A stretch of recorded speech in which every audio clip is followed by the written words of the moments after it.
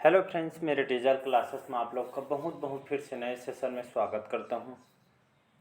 तो यहाँ पे हम एंशियंट हिस्ट्री कवर करा रहे हैं, जिसमें से 195 क्वेश्चन यहाँ पे मैं कंप्लीट करा चुका था। तो यहाँ से हम 195 क्वेश्चन से स्टार्ट 194-95 क्वेश्चन तक कवर कराया था। तो पिछले क्लासेस को जाके देख लीजिएगा। सारे क्वेश्चन आपके लूसेंट से मोस्ट इंपॉर्टेंट क्वेश्चन को तैयार किए गए और रिवाइज कीजिए एक बार। जैसे क्लियर नहीं हो पाता उसको एक बार रिवाइज कीजिएगा, तो आपको हमेशा के लिए उसको आपके दिमाग में बैठ जाएगा। यहाँ से बहुत सारे क्वेश्चन आपके एग्जाम में, कंप्यूटर एग्जाम में, एसएससी, रेलवे, ऐसा कोई भी एग्जाम नहीं जहाँ पे एक एग्जाम में क्वेश्चन पूछा नहीं है। तो पर्टिकुलर सभी सिलेबस पे हिसाब से क्वेश्चन को तैयार। लूसेंट अपने आप में ही इंपॉर्टेंट है। लगभग 90% जो क्वेश्चन आपके यहीं से उठ के आते हैं, तो बहुत ही ज़्यादा इंपॉर्टेंट होता है। और पहली बार आए हैं तो चैनल को सब्सक्राइब करके रख लीजिएगा, ताकि नोटिफिकेशन यहाँ पे आप तक पहुँच पाए। सेंट्रल गवर्नमेंट आप कोई भी एग्जाम का प्रिपरेशन कर रहे हैं, चाहे स्टेट में कोई भी एग्जाम की प्रिपरेशन कर रहे होंगे, तो लगभग सभी एग्जाम को यहाँ पे कवर कराएगा। मॉडर्न हिस्ट्री में कंप्लीट करा चुका है, जिसमें 286 मोस्ट इंपॉर्टेंट क्वेश्चन मैं कवर करा चुका हूँ। 16 या 17 पार्ट में बना है, उसको जाके देख लीजिए। उसका वेटेज भी बहुत ज़्यादा हो जाए, मतलब सिलेबस आपका बड़ा होता है उसमें, और क्वेश्चन सबसे ज़्यादा वहीं से आप उठ के आते हैं। तो चलिए इस सेशन को बढ़ाते हैं आगे। अब आज के क्वेश्चन हम देखते हैं। तो आज के क्वेश्चन है, चरक जो है आपके किस राजा के प्रसिद्ध राज्य चिकित्सक थे? अशोक, कनिष्क, पुष्यमित्र शुंग या आपके चंद्रगुप्त मौर्य? तो इसका जो कल आंसर मैं बताया था, इसका जो करेक्ट आंसर हो जाएगा कनिष्क। याद रखिए, कनिष्क तो आपके कुषाण वंश के राजा थे कनिष्क। तो चरक कौन थे? एक राजवैद्य थे, आयुर्वेदिक चिकित्सक थे। जैसे प्राचीन काल में आपके राजवैद्य के रूप में करते थे। हमारे जो पूर्वज थे, इन लोग भी आयुर्वेदिक डॉक्टर से मतलब इलाज करवाते थे। हमारे पूर्वज लोग उस समय, मतलब ये जो आजकल जो अंग्रेजी डॉक्टर एमबीबीएस वगैरह, उस समय नहीं था। उन लोग पहले राजवैद्य मतलब पुरोहित के रूप में लोग इलाज वगैरह कराते थे। तो आपके जो प्राचीन भारत में भी ठीक उसी तरह यहाँ पे आयुर्वेदिक चिकित्सक थे। तो आपके जो चरक थे ये आपके आयुर्वेदिक चिकित्सक थे। तो ये एक प्रसिद्ध राज चिकित्सक थे। इनकी चरक संहिता एक बुक भी है, जिनके उस बुक में जो खासियत ये है कि जितने भी जो इलाज वगैरह करते थे, उसमें मतलब सभी इलाज के लिए आयुर्वेदिक दवा के बारे में इसको स्पेशली बताई गई है। तो चरक संहिता यह बुक है आपके खास करके लिखी गई है। तो इसको याद रख, बार बार एग्जाम में क्वेश्चन पूछा जाता है कि चरक संहिता जो बुक है आपका आयुर्वेदिक चिकित्सक मेडिसिन के बारे में बताया गया है। चरक के द्वारा इस बुक को लिखी गई। चरक जो यहाँ पे राज चिकित्सक थे, कनिष्क के दरबार में आपके रहते थे। तो इसको याद रखिए, बी ऑप्शन करेक्ट आंसर हो जाएगा। याद रखिएगा, बी ऑप्शन करेक्ट आंसर हो जाएगा। कुषाण वंश के राजा थे कनिष्क। सबसे पहले देखेंगे भारत में जो सोने के सिक्के कौन से राजवंश ने स्टार्ट किया था? कुषाण वंशी जो राजा कनिष्क ने।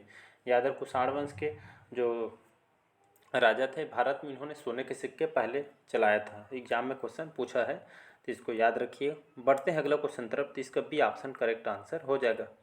अगला क्वेश्चन देखते हैं, गुप्त वंश के संस्थापक कौन था? चंद्रगुप्त प्रथम, श्रीगुप्त, समुद्रगुप्त या आपका विक्रमादित्य? तो इसका जो करेक्ट आंसर हो जाएगा, तो गुप्त वंश के संस्थापक कौन है? तो इसके जो स्थापना है श्रीगुप्त, इसका करेक्ट आंसर हो जाएगा। तो गुप्त वंश के संस्थापक आपके स्थापना श्रीगुप्त ने इसकी स्थापना किया था। इनका जो शासनकाल है 240 से लगभग 280 यहाँ तक इन्होंने शासन किया था। 240 से लगभग 280 तक इन्होंने भारत में शासन किया था। और इसके बाद इनके जो पुत्र थे, जो घटोत्कच, इसके बाद इन्होंने शासन किया था। तो इसको याद रखिए। इस वंश के जो सर्वप्रतापी जो राजा आपके चंद्रगुप्त प्रथम थे, इसको याद रखिएगा।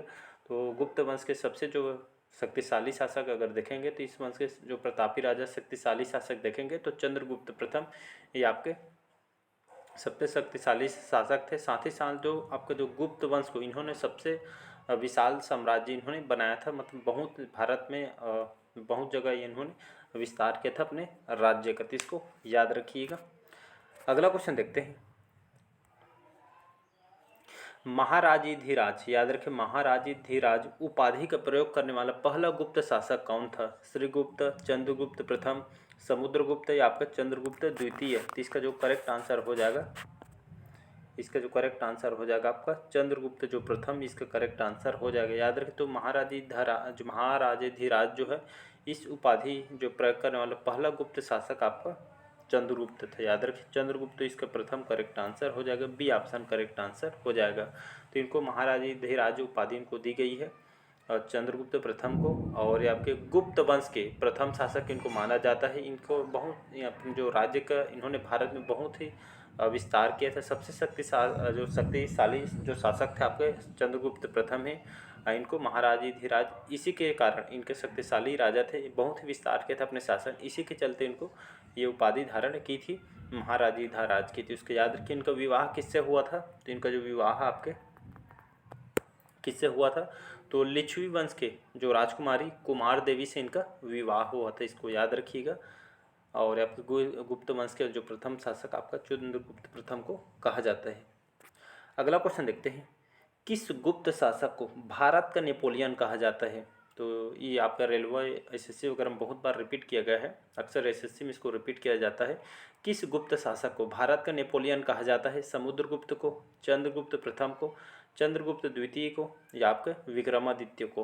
तो इसका जो करेक्ट आंसर हो जाएगा समुद्रगुप्त, इसका करेक्ट आंसर हो जाएगा, मतलब ए ऑप्शन करेक्ट आंसर हो जाएगा। तो भारत का नेपोलियन जो आपके कौन से गुप्त शासक को कहा जाता है? डायरेक्ट क्वेश्चन पूछता है तो समुद्रगुप्त आपको आंसर में लेना है। और इनको जो इतिहासकार थे इनको उपाधि दी गई है भारत का नेपोलियन करके, याद रखिए। ये आपके कौन से इतिहासकार ने दी है? तो A.V. जो स्मिथ है, A.V. जो स्मिथ है, A.V. जो स्मिथ एक इतिहासकार थे, तो इनके द्वारा इसको उपाधि दी गई है। एक वीर योद्धा थे समुद्रगुप्त, और एक साहसी पराक्रमी योद्धा थे, और बहुत ही इन्होंने आपके शक्तिशाली शासक थे। तो इसलिए देखते हुए जो इतिहासकार A.V. स्मिथ ने इसको भारत नेपोलियन इन्होंने कहा है। अगला क्वेश्चन देखते हैं, किस गुप्त राजा ने विक्रमादित्य की उपाधि धारण की थी? चंद्रगुप्त प्रथम ने, चंद्रगुप्त द्वितीय ने, समुद्रगुप्त ने, या आपके समुद्रगुप्त रामगुप्त है, इसके बाद आपका डी समुद्रगुप्त है। तो इसका जो करेक्ट आंसर हो जाएगा आपका विक्रमादित्य, इसका करेक्ट आंसर। मतलब आपका जो चंद्रगुप्त द्वितीय है, इनको इस गुप्त शासक को चंद्रगुप्त द्वितीय को इनको विक्रमादित्य की उपाधि इनको धारण किया गया था, इसको याद रखिएगा। ये आपके चंद्रगुप्त जो विक्रमादित्य थे, ये भारत की गुप्त वंश के महानतम शासक कहा जाता है, और एक शक्तिशाली शासक तो है ही थे, और ये आपके शक्तिशाली सम्राट भी माना जाता है। तो इन्हीं को विक्रमादित्य की उपाधि इनको धारण किया गया है। अगला क्वेश्चन देखते हैं, चंद्रगुप्त द्वितीय के शासनकाल में भारत की यात्रा करने वाला चीनी जो तीर्थयात्री कौन था? फाहियान, वेनसांग, अल्बरूनी, या आपके मार्को पोलो? इसका जो करेक्ट आंसर हो जाएगा फाहियान, इसका करेक्ट आंसर हो जाएगा। फाहियान कौन था?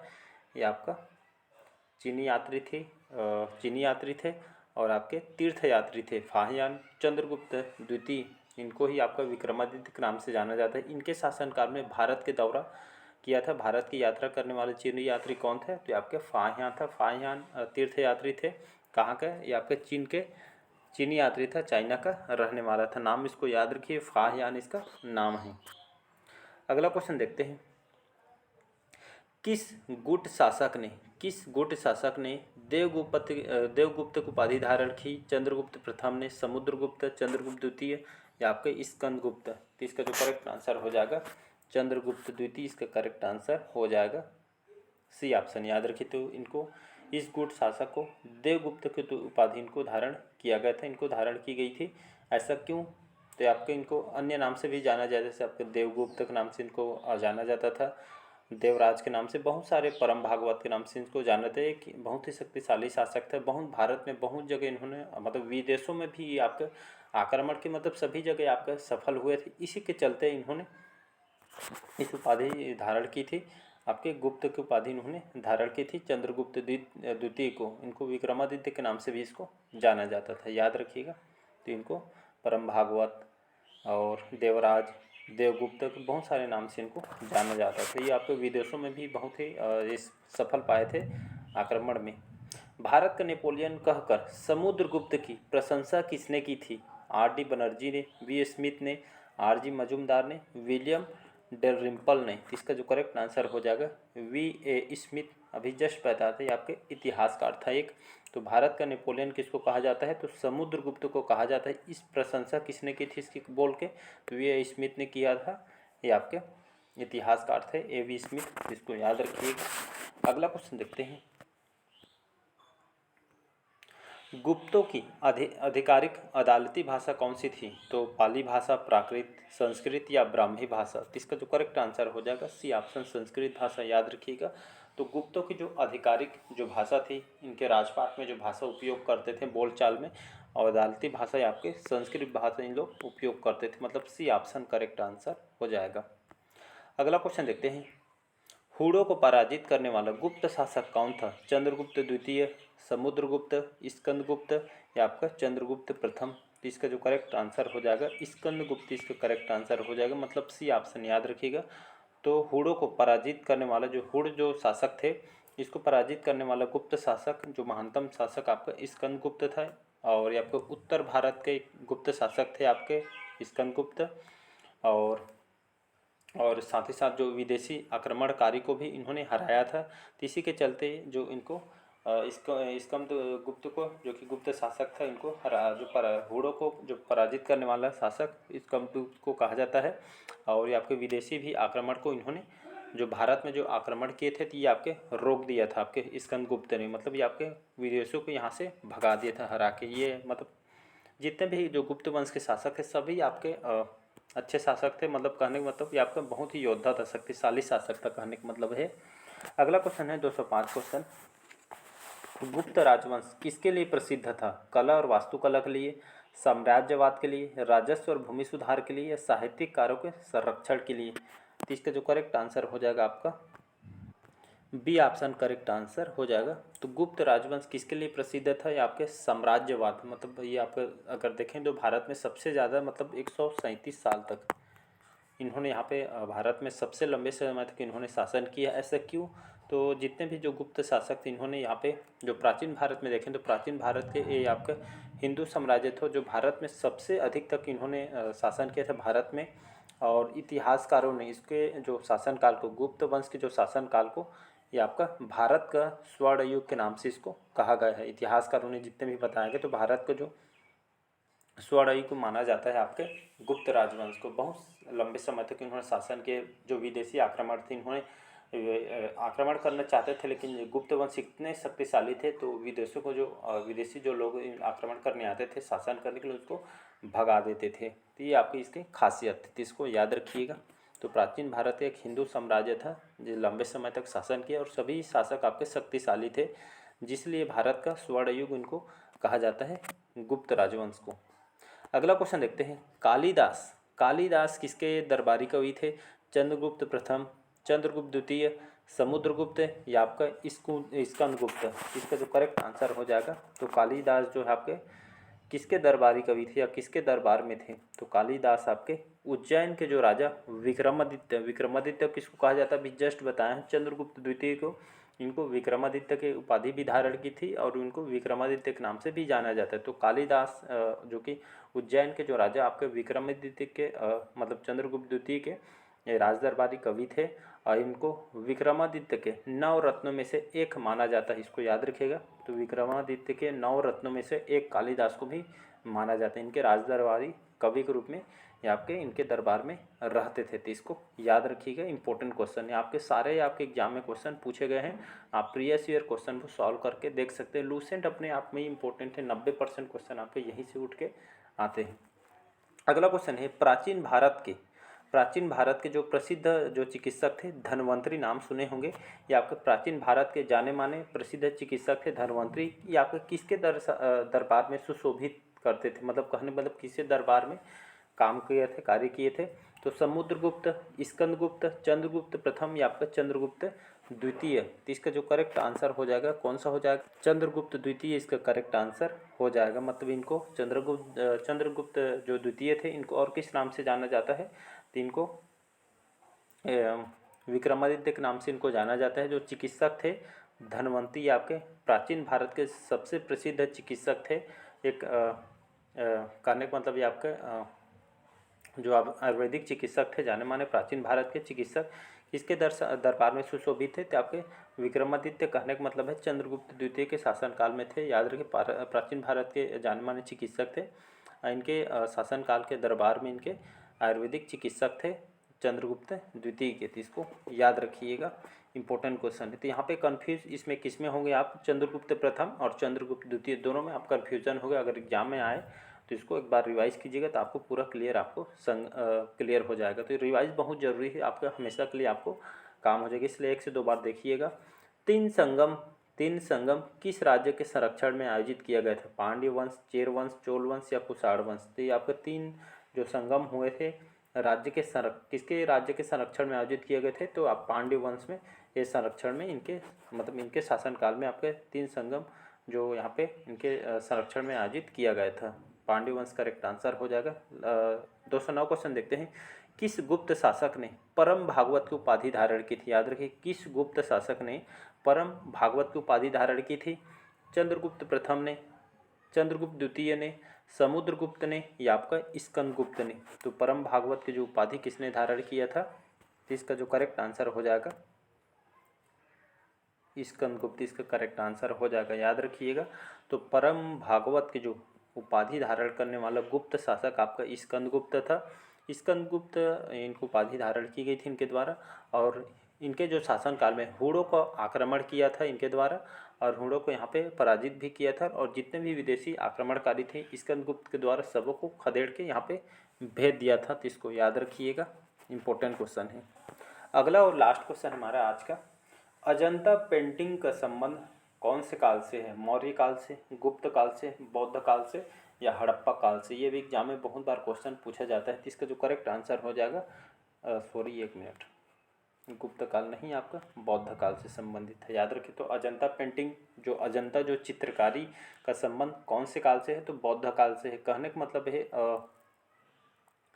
ये आपका कहाँ पे है, तो आपका जो अजंता जो चित्रकारी जो पेंटिंग्स कहाँ पे है, तो महाराष्ट्र के में स्थित है, और आपका 1819 में इसकी खोज की गई थी। तो यहाँ पे जो अजंता पेंटिंग क्या है, तो आपका महाराष्ट्र में 1819 की खोज की थी, मतलब आपको लगभग 2री से 7वीं शताब्दी के बीच यहाँ पे आपके बौद्ध धर्म से संबंधित बौद्ध धर्म इसका विकास हुआ था। और यहाँ पे जो गुफा जो आपका जो बना हुआ है, इसमें क्या है, बौद्ध धर्म के इसमें चित्रकारी की गई, मतलब बौद्ध धर्म के बारे में उसके जानकारी और जो जितने भी जो जानकारी आपके चित्रकारी के रूप में यहाँ प्रदर्शन किया गया है, कि आपके कौन से काल से है, तो बौद्ध काल से संबंधित है। यहाँ बौद्ध धर्म के जितने भी चित्रकारी आपको यहाँ से देखने को मिल जाएगा। तो हमारे भारत के महाराष्ट्र शहर में स्थित है।